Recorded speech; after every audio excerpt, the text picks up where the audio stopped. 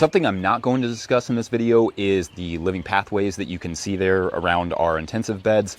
Don't get me wrong, I always want to talk about them, but you can search our channel for living pathway videos or watch this recent one here or subscribe too, because there will no doubt be more videos like that. I will say though that we generally do not employ living pathways in the low rotation plots because that is where vining crops like winter squash and sweet potatoes like to venture. And so the slow rotation plots are not conducive to living pathways in general. So deep compost is how we set up those high rotation beds. But we mainly actually maintain them with a second system, which is basically a shallow compost mulch. This means that we will add a little compost every year, but we're not trying to get it back to a really deep layer. We do see a slight uptick in weed pressure by reducing the compost, but the trade-off is that the moisture retention right around the root zone is better for us, which is better for the soil. This is primarily because the bulk compost that we have access to here is very carbonaceous. That is to say, it's just very mulchy, which means that it holds water really well in the native soil like a mulch, but does not itself retain much moisture. And because we are talking high rotation crops here, that's a problem because they are mostly shallow or lateral rooting crops, and that dry compost can cause a lot of issues. They just don't grow very well and they need a lot of irrigation. So effectively, we allow the deep compost to block the initial weeds, and then we move to using less, which saves money and creates a better product given the quality of the compost we have access to. Also notably, compost has gotten really expensive lately because of demand and gas prices and all those things, and it's a little bit risky with herbicide contamination as well, depending on who your supplier is. So it makes less and less sense for us on our scale and in our warm climate where the decomposition rates are very high, so we have to use a lot, to use that much compost, especially now that the weeds are mostly in check.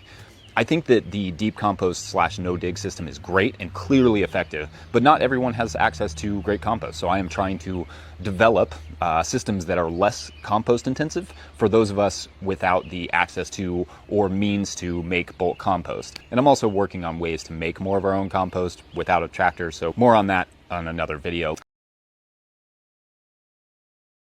Now, let's move to the slow rotation plots and talk about a few more less compost intensive options. As you can see, we are working more and more with cover crops. I'm trying to work away from using the tarps to help us terminate them, but golly, they come in handy sometimes, not gonna lie. And cover crops are definitely one such area where they do. We can crimp or smash our cover crop, for instance. More on that in a forthcoming video as well.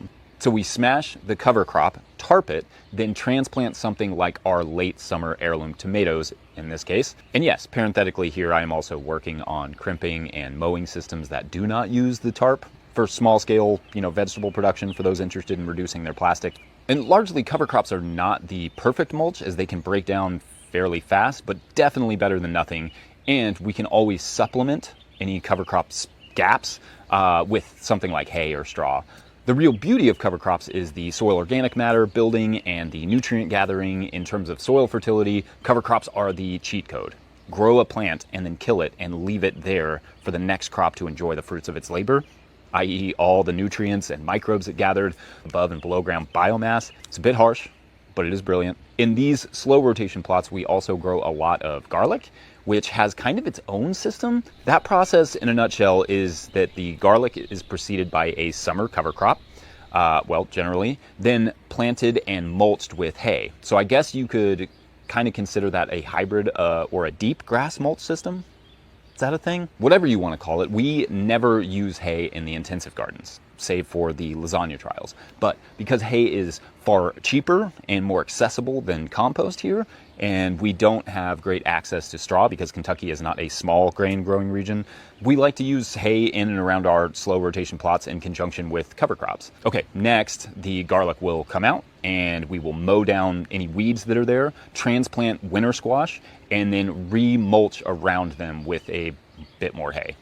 Simple, that's the system. Now, there's a lot to consider about cover crop and light colored mulches like these in terms of weed seeds and if you are able to properly terminate the cover crop, which watch this video for a little guidance on that. But also keep in mind that lightly colored mulches will cool the soil, so in cooler regions, they may not make the most sense for early crop production, as the garden will not be ready as quickly as it is in, say, a deep compost mulch system, where the mulch is dark and warm.